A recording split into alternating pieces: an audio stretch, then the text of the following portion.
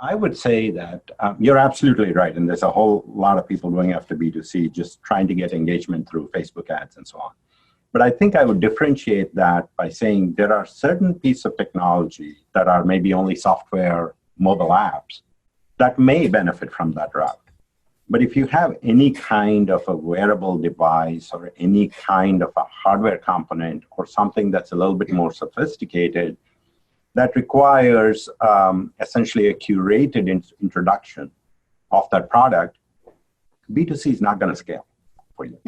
And you can spend a lot of money, getting a lot to acquire consumers, whether Facebook ads or whatever. Those things add up pretty quickly. Sure. Yeah. And it's not cheap. Yeah, it's not cheap. And kind of roll that out all over the country or in geographical region or whatever. But you're going to be like a pinball going to all these places trying to figure out what's going on. So do you think that that's because it's the early stage of the product development and you're still trying to prove the safety and efficacy of the solution? Even prior to that, it's the product market fit. Does the product really address the question or not? And you will not know. In your mind, it may absolutely address it to the nth degree, but until it's in the wild on somebody's wrist or on somebody's mobile phone, and they tell you that honest, candid feedback, it's only in your head.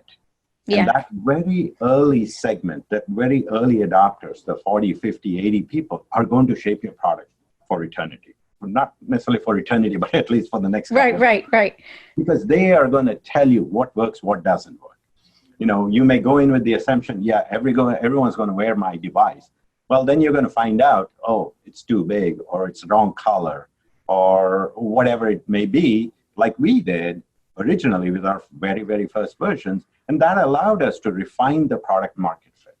And the early adopters are the ones that are going to shape it. And you want that to be a very diverse group, but you also want that to be a controlled environment. So you can repeatedly iterate on the product, take it back to them and say, now does this fit your conception of what this thing is supposed to be? Yeah. And all while you're measuring the functional aspects of the device or the software as well to see, is it really changing or making the changes in their health that you thought it would?